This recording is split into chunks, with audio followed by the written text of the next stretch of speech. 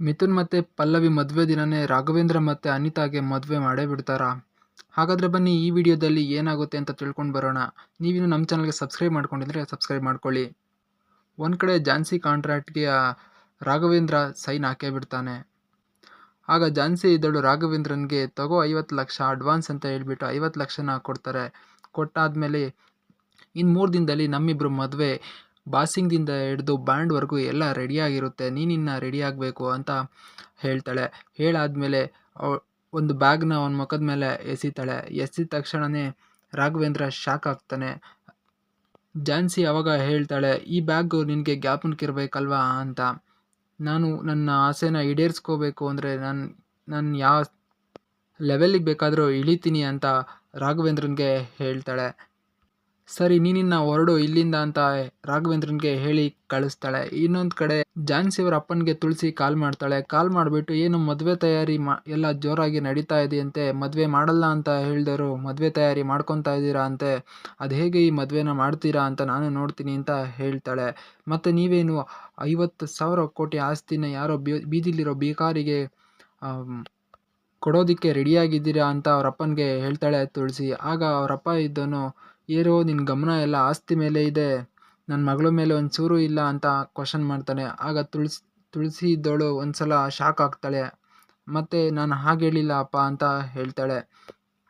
ನಂತರ ಅವರಪ್ಪ ಇದ್ದನು, ಅವರಿಬ್ಬರು ಲವ್ ಮಾಡಿ ಮದುವೆ ಆಗ್ತಾ ಇದ್ದಾರೆ, ಅವ್ರಿಷ್ಟ ಅದು ಅಂತ ಹೇಳ್ತಾನೆ.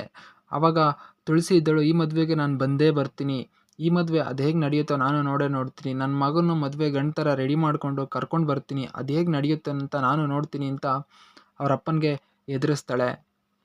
ಇನ್ನೊಂದು ಕಡೆ ರಾಯ್ ಮತ್ತು ಝಾನ್ಸಿ ಇಬ್ಬರು ಕಾರ್ನಲ್ಲಿ ಬರ್ತಾ ಇರಬೇಕಾದ್ರೆ ರಾಯ್ ಇದ್ದನು, ಮೇಡಮ್ ಹೇಗಿದ್ರು ನೀವು ಗೆದ್ದುಬಿಟ್ರಿ ಅಂತ ಹೇಳ್ತಾಳೆ. ಆಗ ಝಾನ್ಸಿ ಇದ್ದಳು ರಾಯ್ಗೆ, ನಂದು ಯಾವಾಗಿದ್ರೂ ಗೆಲ್ಲೋದೇ ಅಲ್ವಾ ಅಭ್ಯಾಸ, ಸೋಲೋ ಅಭ್ಯಾಸ ಇಲ್ಲ, ಸಂದರ್ಭ ಬಂದರೆ ಸ್ವಾಭಿಮಾನ ಕೂಡ ಸೇಲ್ ಆಗುತ್ತೆ ಅಂತ ರಾಯ್ಗೆ ಹೇಳ್ತಾಳೆ. ನಂತರ ನಾನು ಆಲ್ರೆಡಿ ರಾಘವೇಂದ್ರನ್ಗೆ ಮೆಸೇಜ್ನ ಡ್ರಾಪ್ ಮಾಡಿದ್ದೀನಿ, ಇವತ್ತು ನಾನು ನಿನ್ನನ್ನು ಮನೆಗೆ ಕರ್ಕೊಂಡು ಹೋಗ್ತೀನಿ ಅಂತ, ನನ್ನನ್ನು ಕಾಯ್ತಾ ಇರು ನಮ್ಮ ಮನೆ ರೋಡ್ನಲ್ಲಿ ಅಂತ ಮೆಸೇಜ್ನ ಹಾಕಿದ್ದೀನಿ ಅಂತ ರಾಯ್ಗೆ ಹೇಳ್ತಾಳೆ. ಆಗ ರಾಯ್ ಇದ್ದನು, ಹೌದು ಮೇಡಮ್ ಬರಲೇಬೇಕು, ಯಾಕೆಂದರೆ 1 ಕೋಟಿ ಕೊಟ್ಟಿಲ್ವಾ ಅಂತ ಹೇಳ್ತಾರೆ. ಆಗ ಝಾನ್ಸಿ ಇದ್ದಳು ರಾಯ್ ಮೇಲೆ ಸಿಟ್ಕೊಂಡು ಈ ಕೋಟಿ ವಿಷಯ ಎಲ್ಲೂ ಹೊರಗಡೆ ಬರಬಾರ್ದು, ಅದರಲ್ಲೂ ನಮ್ಮ ಅಪ್ಪನ ಹತ್ರ ವಿಷಯ ಗೊತ್ತಾಗಬಾರ್ದು, ಗೊತ್ತಾದರೆ ಅವ್ರದ್ದು ಏನಾಗುತ್ತೆ ಅಂತ ಹೇಳೋದಕ್ಕೆ ಆಗೋದಿಲ್ಲ ಅಂತ ಹೇಳ್ತಾಳೆ. ಈ ವಿಷಯ ಎಲ್ಲೂ ಡಿಸ್ಕ್ಲೋಸ್ ಆಗಬಾರ್ದು ಅಂತ ರಾಯ್ಗೆ ವಾರ್ನಿಂಗ್ ಕೊಟ್ಬಿಟ್ಟು ಇದು ನಿನ್ನ ಕರ್ತವ್ಯ ಅಂತ ಹೇಳ್ತಾಳೆ. ಏನೇ ಪ್ರಾಬ್ಲಮ್ಸ್ ಆದ್ರೂ ಇದ್ರ ಬಗ್ಗೆ ನಿನಗೆ ಶಿಕ್ಷೆ ಅಂತ ರಾಯ್ಗೆ ಹೆದರಿಸ್ತಾಳೆ. ನಂತರ ರಾಯ್ನ ಕಾಲಿಂದ ಕೆಳಗೆ ಅಲ್ಲಿಂದ ಝಾನ್ಸಿ ಹೊರಡ್ತಾಳೆ.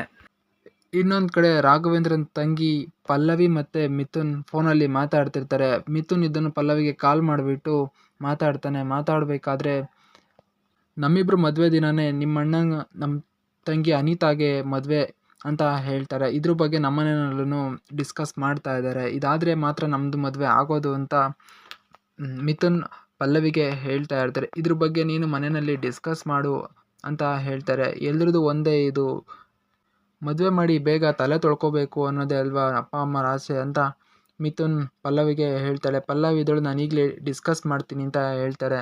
ಇನ್ನೊಂದು ಕಡೆ ರಾಘವೇಂದ್ರ ಇದ್ದನು ತರುಣ್ ಹತ್ರ ಬರ್ತಾನೆ. ತರುಣ್ ಅಲ್ಲಿ ವೆಯ್ಟ್ ಮಾಡ್ತಾ ಇರ್ತಾನೆ.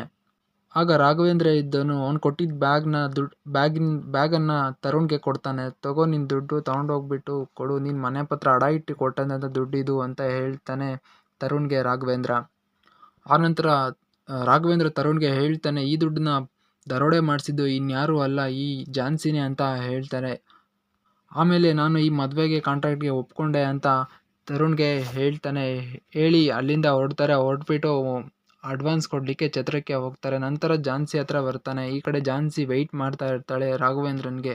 ಬರ್ತಿದ್ದಂಗೆನೇ ಎಷ್ಟೊತ್ತು ಅಂತ ವೆಯ್ಟ್ ಮಾಡೋದು ಅಂತ ರಾಘವೇಂದ್ರನ್ಗೆ ಬೈತಾಳೆ. ನೀನು ಕಾರಣ ಎಲ್ಲ ಕೊಡಬೇಡ ಅಂತ ರಾಘವೇಂದ್ರನ್ಗೆ ಹೇಳ್ತಾಳೆ ಝಾನ್ಸಿ. ನಂತರ ನಾನು ಕಳಿಸಿರೋ ಮೆಸೇಜ್ನೆಲ್ಲ ನೀನು ಓದ್ಕೊಂಡು ಬಂದಿದ್ದೀಯಾ ತಾನೇ ಅಂತ ಹೇಳಿ ರಾಘವೇಂದ್ರನ್ಗೆ ಒಂದ್ಸಲ ನೆನಪಿಸ್ದಾಳೆ. ನೀನು ಕ್ವಶನ್ಸ್ಗೆ ಎಲ್ಲ ರೆಡಿ ಆಗಿದೆಯಲ್ಲ ನಮ್ಮ ಅಪ್ಪ ಕೇಳೋ ಕ್ವಶನ್ಸ್ಗೆ ಅಂತ ರಾಘವೇಂದ್ರನ ಕೇಳ್ತಾಳೆ. ಆಗ ರಾಘವೇಂದ್ರನು ಹೌದು ಮೇಡಮ್ ರೆಡಿ ಆಗಿದ್ದೀನಿ ಅಂತ ಹೇಳ್ತಾನೆ. ನಂತರ ಝಾನ್ಸಿ ಇದ್ದಳು ಕ್ವಶನ್ನ ಕೇಳ್ತಾಳೆ, ನೀನು ಯಾರು ಅಂತ ಕೇಳ್ತಾಳೆ. ಆಗ ರಾಘವೇಂದ್ರ ಇದ್ದನು, ನಾನು ರಾಘವೇಂದ್ರ ಅಂತ ಹೇಳ್ತಾನೆ. ನೀನು ಎಲ್ಲಿರೋದು, ನಿನ್ನ ಜೊತೆ ಯಾರ್ಯಾರಿದ್ದಾರೆ ಅಂತ ಕೇಳ್ತಾನೆ. ಆಗ ಅವನಿದ್ದನು, ನನ್ನ ತಂಗಿ ನಮ್ಮಮ್ಮ ಎಲ್ಲ ಇದ್ದಾರೆ ಅಂತ ಹೇಳ್ಬಿಡ್ತಾನೆ. ಆಗ ಝಾನ್ಸಿ ಇದ್ದಳು, ಆ ಥರ ಹೇಳೋ ಆಗಿಲ್ಲ, ಇಲ್ಲಿ ನೀನು ಅನಾಥ ಅಂತ ಹೇಳ್ಕೋಬೇಕು ಅಂತ ಹೇಳ್ತಾರೆ. ಆಗ ರಾಘವೇಂದ್ರ ಒಂದು ಸ್ವಲ್ಪ ಬೇಜಾರಾಗ್ತಾನೆ.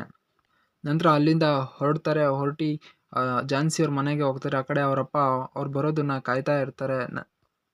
ಆಗ ಇಬ್ಬರು ಜೊತೆಲೇ ಹೋಗ್ತಾರೆ. ಹೋದಾಗ ಅಲ್ಲಿ ಝಾನ್ಸಿಯವ್ರಪ್ಪ ಇದ್ದವರು ಕ್ವಶನ್ಸ್ನ ಮಾಡ್ತಾರೆ. ಏನಿದು ನೀವಿಬ್ರು ಜೊತೆಲಿ ಬರ್ತೀರಾ ಅಂತ ಅಂದ್ಕೊಂಡ್ರೆ ನೀವಿಬ್ರು ನೋಡಿದ್ರೆ ಬೇರೆ ಬೇರೆ ಬಂದಿದ್ದೀರಾ ಅಂತ ಕ್ವಶನ್ಸ್ನ ರೈಸ್ ಮಾಡ್ತಾರೆ. ಆಗ ಝಾನ್ಸಿ ಒಂದ್ಸಲ ಶಾಕ್ ಆಗ್ತಾಳೆ.